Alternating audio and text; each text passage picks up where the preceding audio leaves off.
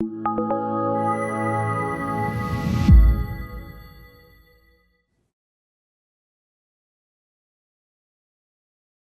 everyone.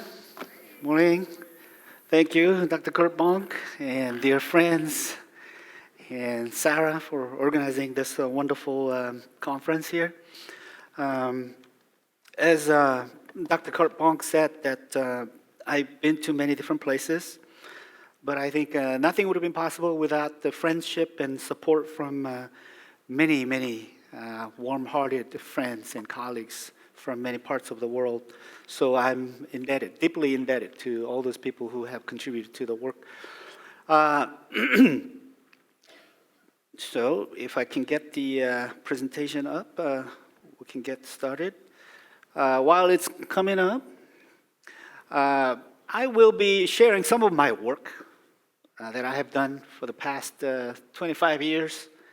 And then I will talk about my recent projects and life change and my future.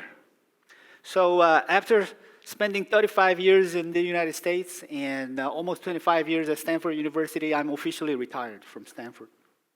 And I have decided to live like a 1 year at different place that I have not really explored. So last 12 months I spent time in Beijing, China, giving talks and advising students there. And then now in Beijing, China, I'm working for Kazakhstan, the Republic of Kazakhstan, doing some projects there. I will talk about that as well. So it's kind of a new beginning for me, and then it's kind of perfect timing for me to be exploring new, uncharted regions around the world. So very excited, hope to share some of the excitement with you. I'm still currently advising Silicon Valley venture capital firms like Robo Ventures, Lumos Capital. I don't know if you know the company Udemy. I was the early advisor and helped them go IPO as well. I launched Seeds of Empowerment with Stanford grad students 20 years ago.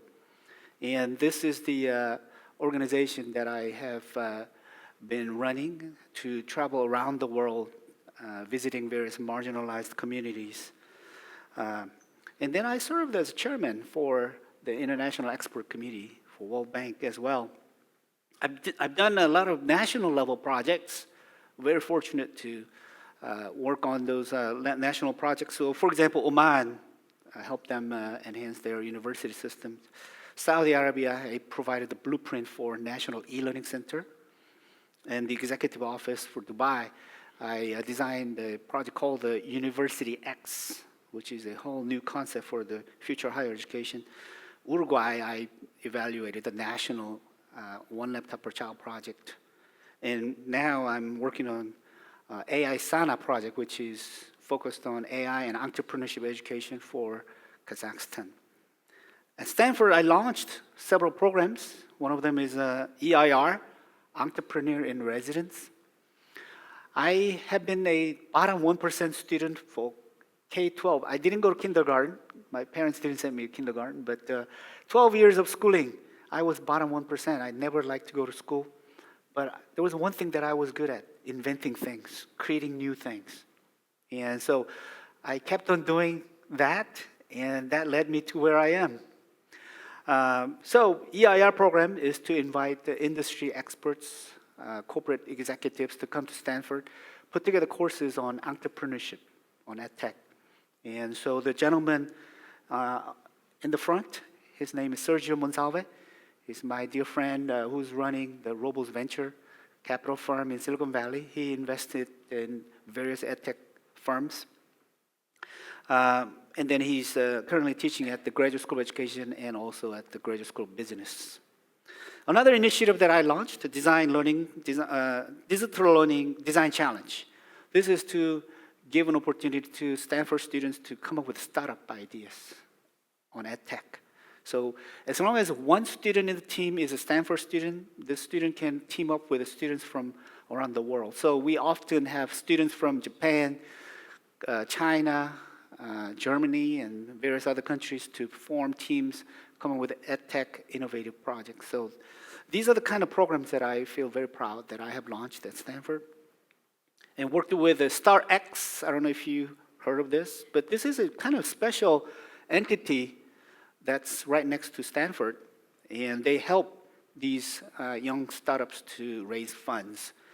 This has been in existence for about 11 years, and then for the past 11 years of operation, they help these companies, all the students started or Stanford affiliated people who have started companies.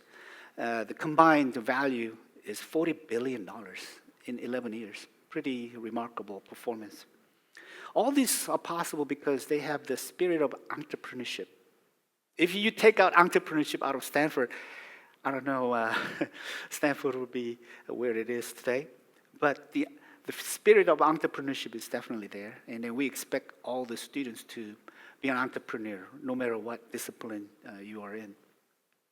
And one of the courses that I taught at the D School, Stanford D School, the course title is Designed to Equip Learners in Under-Resourced Communities. These are the kinds of courses that I'm more interested in.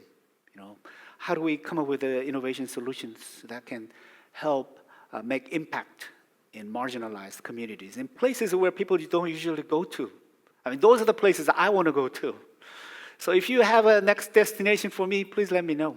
I'll be happy to discuss that. We'd like to make some impact. So this is kind of course where I invite all students from all these different majors in undergrad, PhD, from ed school, law school, medicine, work together. And then they design solutions that can help make impact in marginalized communities. Interestingly, in this particular course at the D School, I employed AI tutor.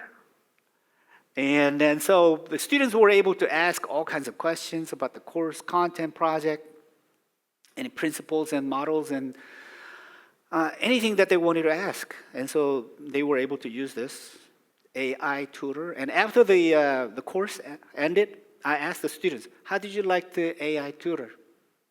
You know what they said? What do you think they said, the students? Huh? They didn't like it? They love it? They said these AI tutors more kind, more detailed, always available, and never get tired. So when I heard that, wow, this is where things are going now. Our job's done. That's how I felt, but that's 2 years ago already. Now things are getting better and better. We're living in a very interesting time. But one thing that I do not want to lose, even the AI is everywhere, I always focus on 6 C's. We all know 4 C's. We heard 4 C's many, many times. But I added 2 more C's, compassion and commitment. It doesn't matter how AI is advancing. We have to know what human values are and why we use AI. What is it for? If we lose that, then I think we will lose everything. And that's why I am very focused on getting the young students to have the competency of compassion and commitment. And this is something that I always emphasize in all projects that I'm working on. These are the photos of some of the project scenes. One left top. This is a photo scene from Lebanon. Anyone from Lebanon? No? These young girls are Syrian refugees, and they're learning computers and AI tools. The photo on the right, a very old photo, it's taken from Mexico. Indigenous communities. They don't have any paperwork. They don't have a school to go to. So that's when I started the Pocket School, Dr. Bonk mentioned. And these are the kind of projects I've been doing for the past more than 2 decades. And always focused on 6 C's through all these projects. Anyone from Philippines? Yeah. So there was a student team that worked on a project for incarcerated youth in Philippines. So, what we were hoping is that when those kids get out of the jail, we want them to assimilate effectively and efficiently in the community. So those are the kinds of students that we like to be aware and share their existence and try to help them out. 16-year-old boy yesterday talked about Smile project for Mexico, and that's Smile LLM. What about those areas where they don't have proper or reliable electricity or internet access? How do you give them access to AI? This is the solution. This thing runs on battery. You charge them, you go out to the community, it runs for 8 hours. You can use almost ChatGPT-like experience. LLM, and we're developing in multiple languages so that we can give access to AI to even the farthest, most remote regions around the world, because we don't want them to be left behind. Again, these kind of projects come up because we have students who have what? Compassion and commitment. In the age of AI, 6 C's are even more important. Because when we were talking about 4 C's in the last 2 decades, we thought that, oh, it's between humans. Collaborate, communicate among humans. Now, it's not that. It's with AIs. You need to know how to communicate with AIs effectively. You need to know how to collaborate with AI. And be creative with AI. And exercise your critical thinking. And yet, for what purpose, what kind of projects, for what mission, you still need to keep compassion and commitment. So 6 C's in the age of AI is you're going to find that theme throughout my projects. And one competency that I always stress is meta-AI competency. Meta-AI competency is a term that I coined at South by Southwest 3 years ago. I mentioned this term, meta-AI competency. What it means is that we have to help students know what the strengths and limits are with AIs. You can't just get the young kids to believe everything what AI says, because it can be really dangerous. And you have to know how to use AI to become more effective for you. So oftentimes, I use all these tools. I use all these tools every single day. And have them compete for you. That's what AI, meta-AI competency means. So I start with maybe some projects with a ChatGPT, and then I ask Cloud AI, hey, ChatGPT said this is the best they can do. What do you think? And Cloud AI says, well, I think there's some room for improvement. And there's some verification work to do, and so forth. And then I take it to Gemini. Hey, they said that this is the best they can do. What about you? Do you have any better ideas? Then Gemini say, well, I think there's some room for improvement as well. Then go for it. And then I take it back to ChatGPT and say, well, they said this. And then ChatGPT say, I agree with you. I will do better, and so forth. So get them to compete for you. You cannot just rely on one particular tool. Some parents ask me how young, or old they need to be before they start using AI. I said, well, it's like introducing a stranger. Do not let them trust. Don't let them trust, but let them analyze, let them verify, and come to their own conclusion at the end. So that kind of a ability is, in my opinion, meta-AI competency. As I said, I've been in China doing a lot of pilot studies and working with various AI robotics companies. And I was shocked what I was seeing in China. It was very impressive. And so I told my friends in Silicon Valley, hey, I feel like I got out of Silicon Valley cave. I thought the Silicon Valley has a lot of advancements, but now it's all over the world. There are so many interesting things happening. And this robot, have you seen something like this? Have you played with a robot like this? You will pretty soon. Let's see if it plays. There's a video. If we can play. Shabai. What is the word hospital in Chinese? The word for hospital in Chinese is hospital, eLearn. How about park?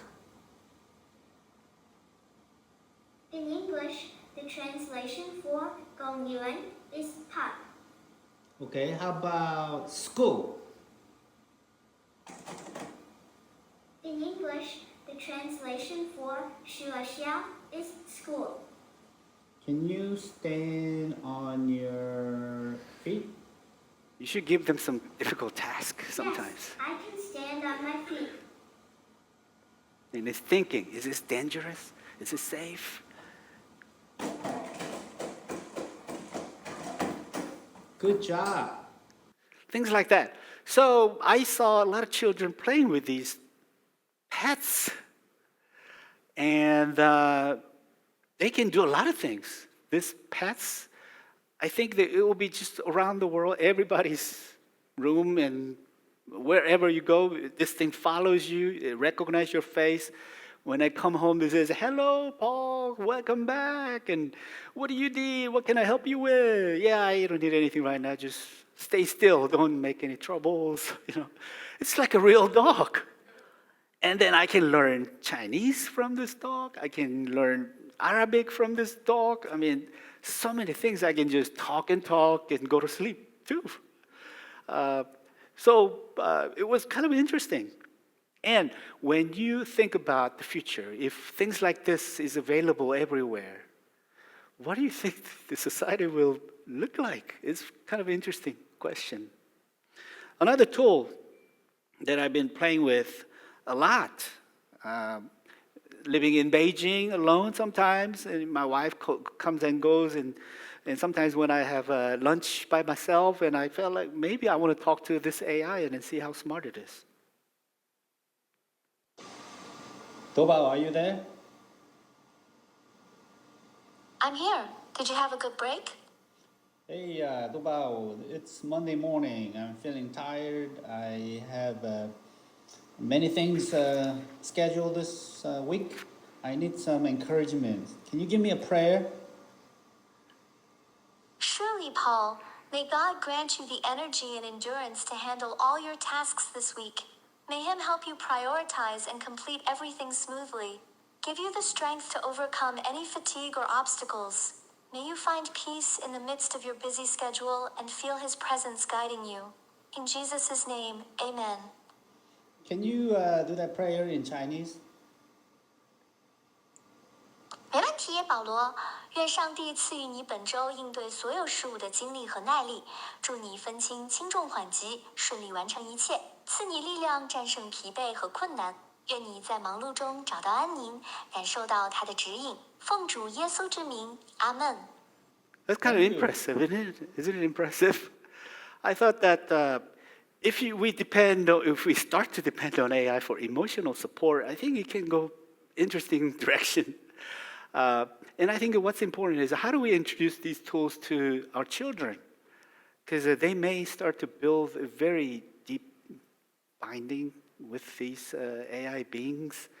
And we probably need to think about how we're going to introduce these tools and make sure that they are treating the AIs as AI, not as human beings, right?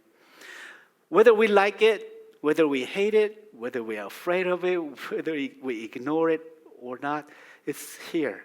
And then the market in the education space is just growing amazingly. And so many countries are now interested in how do we leverage AI. And Kazakhstan reached out to me while I was in Beijing. They said, we got to develop some education program focused on AI and entrepreneurship. So last year, we decided to launch AI Sana project. AI Sana means, it means the mind. Sana means mind and consciousness or thought. So AI Sana, it means awakening an AI mindset and capability. So the goal is to train 100,000 students every single year. And this program is launching at the end of this program. And we already have various programs that are tied to this program already in progress. But for the next 6 years, so we're planning to train 600,000 students with AI and entrepreneurship in Kazakhstan. I think that will create the ecosystem.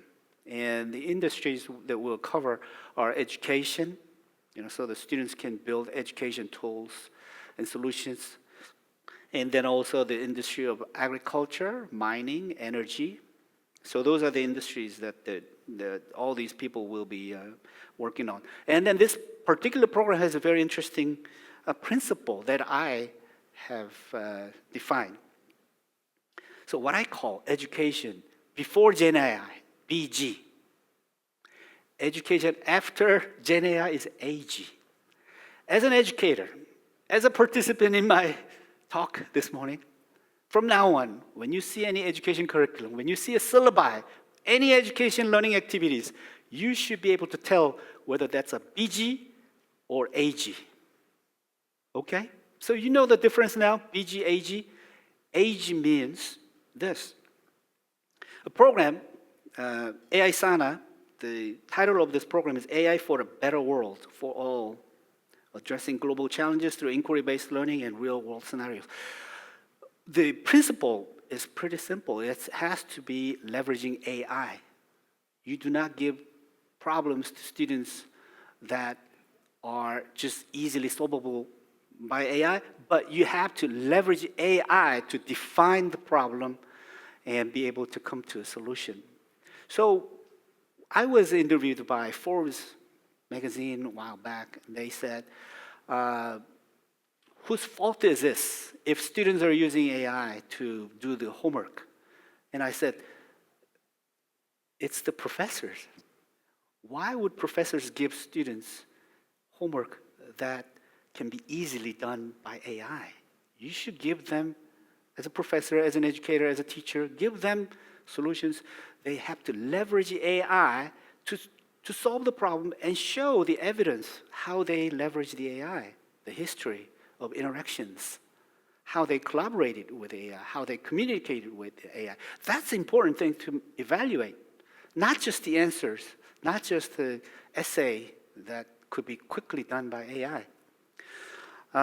So in this particular AI and entrepreneurship education program, lots of simulations and interaction activities. But here's the curriculum design approach. It's highly hands-on. Hands-on. You know, the reason that I came up with this is because I am so terrible in memorizing. That's why I wasn't a good student. That's why I was bottom 1% through school years. 12 years I suffered.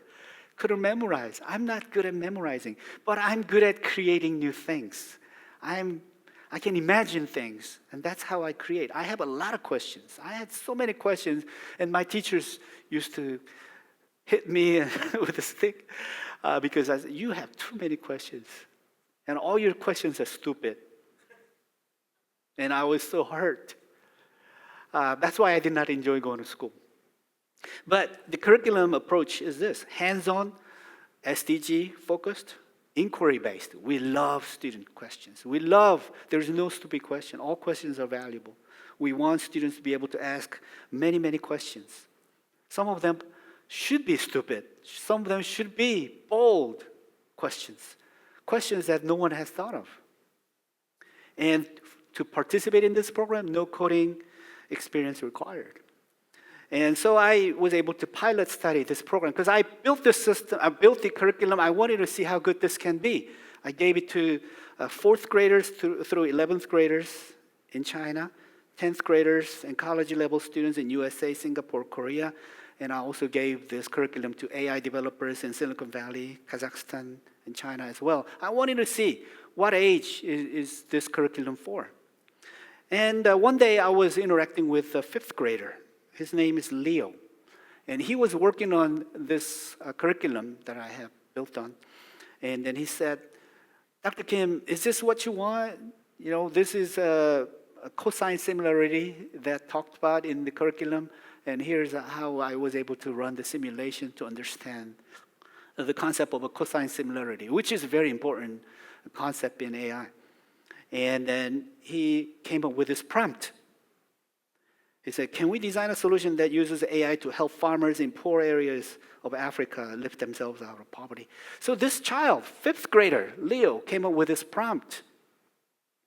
And then he asked ChatGPT, hey, I want to build this solution. How do I do this solution?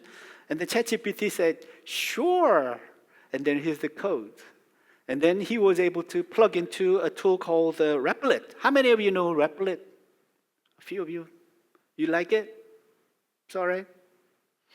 So he plugged into Replit, and this thing builds the solution for him.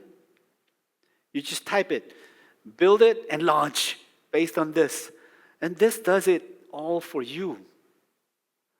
I think computer science folks who are teaching the grammar, like syntax of computer languages, those days are BG, in my view. I don't think that I used to learn computer science with assembly. We don't need that. This AI agent takes this Leo's prompts and codes and turn it into a solution in 2 minutes. And so this solution is called AI-powered agricultural drone exploration system. He was able to design a swarm drone management system that launches 10 drones to areas in Africa and take a survey. And if it runs out of battery, come back and recharge and get redeployed, that sort of thing. And so he was able to come up with this solution in a few minutes. What do you think this child will do in college? I'm not sure. If a fifth graders can build these things by working with AI, I think they will have to do something way more meaningful when they get to college level. And you guys know Vygotsky zone of proximal development. You can do this, but with the help of others, you can do much more. AI does that for you. This is AI ZPD coming a reality now. So he was able to do this. I introduced this curriculum to a ninth grader, and he has some developmental challenges, and then I asked him, hey, what do you like the most? And he said, I love birds. This is a kid who always eats lunch alone. Nobody wants to hang out with him. But he loves birds. So I said, do you want to do something with the birds? Why don't you see if you can determine what kind of birds they are when they chirp? He said, I like that project. I love to work on that project. He went home, and then he worked on the solution to detect bird species living in China. And he was able to show me how that works. So the next day I met with him and I said, what about you replay the bird chirping sounds back to the birds, but with a different keys and tones, and see if birds react to your sounds. And he said, I love that project. He became a hero. He applied to Kaggle. You guys know Kaggle? You can download a lot of data sets, AI data sets. He's going for the $50,000 prize award. And the category of a bird sound detection system and then replaying the sounds back to the birds. This kind of work is done at the graduate school level. Graduate school level, they do this kind of work at the graduate school level. But this ninth grader was able to do it. So now the ZPD we're talking about, it's way higher with the AI. That's how exciting this time is right now. Another 10th grade student, after taking the class, she came up with her own startup, a 10th grader, a startup, easysa.com. It is live, by the way. She's a Singaporean student. High school students can work with AI and launch startups. And her service, basically, is to evaluate all the essays for the IB students, International Baccalaureate Program, and be able to give very individualized, personalized feedback, coaching feedback. So she was able to launch a startup like that. So I don't know if the schools should be teaching the way that they've been teaching is valid anymore. I'm not quite sure. But this is possible now in even elementary school students.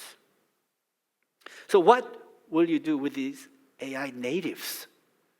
And when you try to convince them, hey, going to school and learning what you're learning today is going to be valuable, I'm not sure if it is all true. Chris Dede, you guys know Chris Dede at Harvard, he said that a lot of kids are preparing for the wrong future.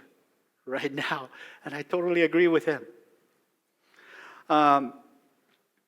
So I think that what's important is not about finding answers. It's about asking questions and imagination. Imagination is creation, in my view. When your curriculum empowers students to imagine, create, and co-evolve, it stops teaching content and start growing futures. That's what I believe. Creative inquiry is the new field for innovation. And there is an entrepreneur who agrees with this. Eric Schmidt said that we run this company on questions, not answers. He announced a project called Dory. That's the name of the blue fish in the movie Finding Nemo. I don't know if you watched that movie, that blue fish forgets everything, asks questions all the time. That's what Eric Schmidt wanted. He wanted all the employees at Google to ask questions freely. Ask questions about the product, future directions, services, competitors, market trends, everything, so that Google can stay up front and stay at cutting edge. But I started the Smile Project in 2008 with NSF funding. 2008, I came up with the idea. I think questions will be more valuable in the future. I came up with this idea in 2008, and I've been going since then, introducing Smile to many different parts of the world, because this is what we are interested in. We want students to be creating, evaluating, analyzing, applying. And whenever I pull this up and say, oh, you're talking about Bloom's taxonomy again, but I want to ask them, what do you do in your classroom? What do you do in your classroom? What are you focused on? Getting them to remember, memorize, and forget? If that is what you're doing, you're behind Bloom. He came up with this idea in 1940s. And we still do what we do in schools. So I came up with Ask Smile. And then basically, this is a very simplified tool. And now we're kind of moving forward with new tools. But Ask Smile has been used in many research projects around the world. And Dr. Bonk and I and other colleagues have done some research around it, giving students the opportunity to ask questions. I have done it in Malaysia, Indonesia, and various places. Students ask questions to improve over time. So students ask questions. They start with a simple recall question, but with coaching feedback from AI, they improve their questions. And then there are remarkable questions that students come up with. Students that you cannot Google and find. And that's the kind of questions we want students to be able to come up with. So the students come up with questions that no one has asked, because they Google it. And if they don't find the question, they work on that as an experiment. And then they publish papers. High school students do this. This is a report done in high school in Incheon, Korea. And then they were able to publish a paper, just like a scientist.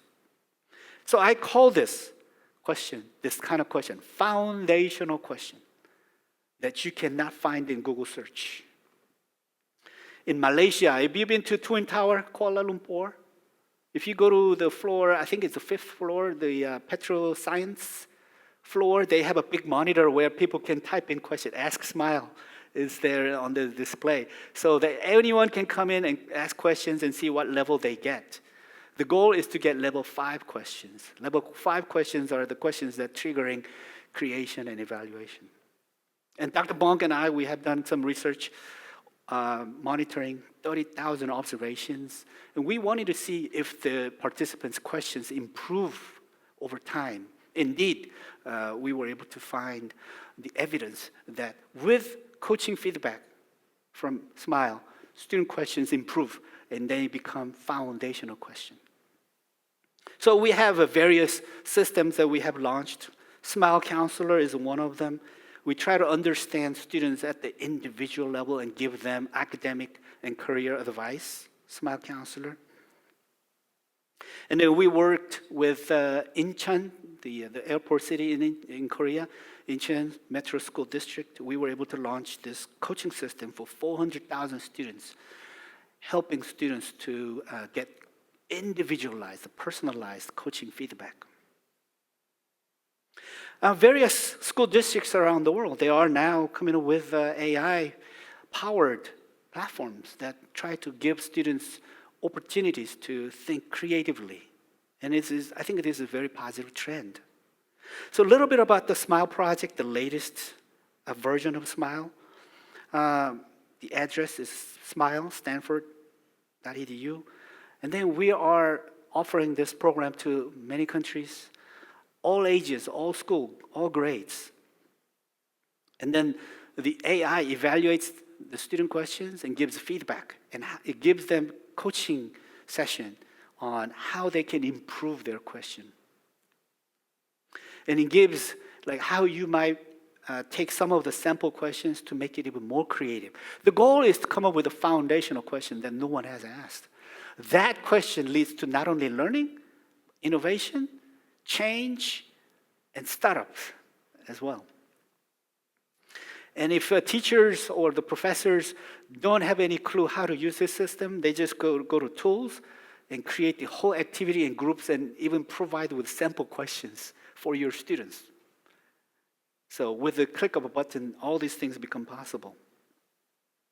And so in Kazakhstan, since we are training 600,000 students, we created groups and activities there where students go through the series of phases.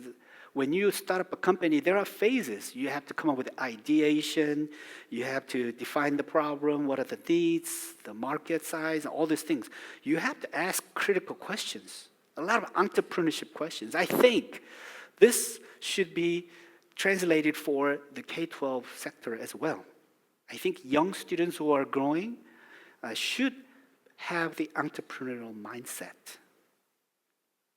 So entrepreneurship questions are there. How do we remove inefficiencies, improve processes, create novel combinations, mission-driven goals, reapply technologies? So we go through all different lenses to come up with a foundational question so that they can start their own ventures. And how many of you have seen Elon Musk's school, the Astronova school that he built for his own kids? How many of you have seen his curriculum? No? I've seen his curriculum. It's amazing.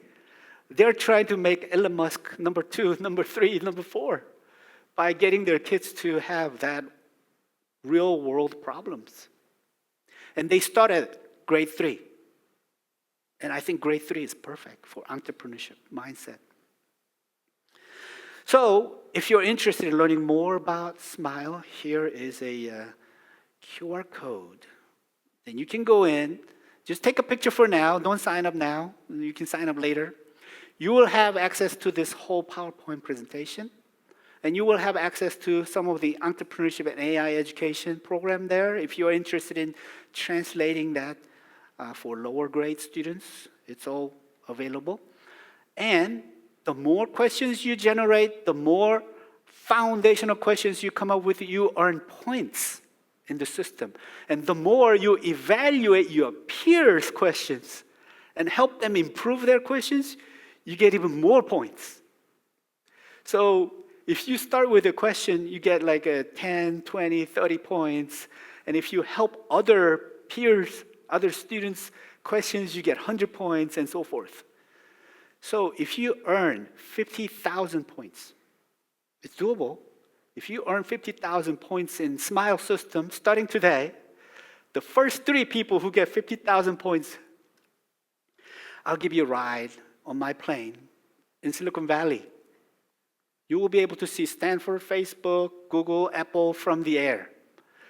You can choose whether you want the night flight or day flight. Both have pros and cons. I love night flying. So get your 50,000 points in SMILE system and send it to me, or let me know that you did it, and then we'll arrange a flight tour in the Bay Area, Silicon Valley. You can see all those venture capital firms and all the tech companies from the air, or the Golden Gate Bridge from the air. It's a beautiful scene. So I want you to get 50,000 points. Or if you don't want to go to the US, I understand why you would not want to go to the US. I'll give you this robot as a gift. This is $820 worth robot. If you need a prayer, you can ask the robot. It does the prayer better than you can. It's amazing. And this is available everywhere. I thought about bringing it here, but my wife said it's way too heavy, so I didn't bring it. But so you have option. Well, you have various options. 50,000 points get you the flight in Silicon Valley, or this robot. First three. Okay, so I hope to find 3 participants in this group. In China, as I was spending a lot of time in China lately, I saw a lot of interesting things. They want 50% of the schools to have AI integration by 50% by year 2030. And AI plus education pilot zones in 30 plus cities, AI tutors, AI for STEM and coding. 90% of top tier schools now include AI and robotics in curriculum. It's amazing what they're doing. I think China has a lot of students who are graduating from the US, going to China and then join the lab to come up with another DeepSeek or Doubao and so many AI tools and resources. I've been very impressed. The rest of the world. So as a chair of the International Expert Committee, we looked at AI leveraging edtech solutions in recent years, and then we came up with our report. Contextual alignment is non-negotiable. This is the result of the report that we published through World Bank, is that the reason that I'm helping Kazakhstan right now is I want to train them so I can send them to other places, Africa, or rural villages in Latin America, and so forth. I'm trying to build this whole AI and entrepreneurship ecosystem that can make this world a better place for all, and that's my goal. And as the boy who presented yesterday, 16-year-old boy, he does not go to school, he travels with me. If you have a child, you think, who can earn 50 points? I'll travel with him. I'll take him to Tanzania, Kenya, all these global projects that I'm doing. Fully funded from Paul Kim Fund. No problem. Or if they want to get a ride, that's fine too. If they're happy with the dog, that's fine as well. But if they want to travel with me and learn the world, that's fine too. So I'm being the school. I am the university in a way. And it's a very happy life. So this is the report. But let me end this talk with surprising things. I don't know if you've seen this in year 2016, Lee Sedol, Korean Go player, the top Go player in the world. He played against the DeepMind's Go, AlphaGo. He played 5 times, and he won only 1 time. After losing 4 times, he said, I'm done here. So he quit. And he's doing something else. He's now creating education games, education programs to help young children learn AI. Very good thing for him to do. What he said was very interesting.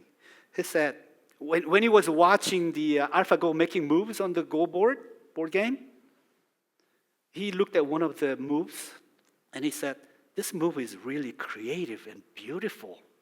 And I was surprised to hear from a Go player like him. How could he say the AI created something creative and beautiful? That's only for humans. So I was a little shocked to hear that from him. And I asked these guys, hey, what do you do these days? How do you train AI these days? They said, we do not take human best practices to train AI anymore. We do not value human best practices as data set. Then I asked him, how do you train AI? We let AI compete and create data. That is more creative. That's better than human best performances. If you add human best performances to AI data, the whole system degrades. That's a sad thing to hear from AI developers. So, as an educator, we should feel the burden now. We should stop doing BG. We should start doing AG. If you forget everything that I said today, just remember BG and AG. And when you look at a curriculum syllabus, you have to tell yourself, ask yourself, am I doing BG or AG? If you get that question and exercise, I think we're successful. And I've done my job if you start to do that. Okay? At the same time, those who know ammonium nitrate, do you know what this is for?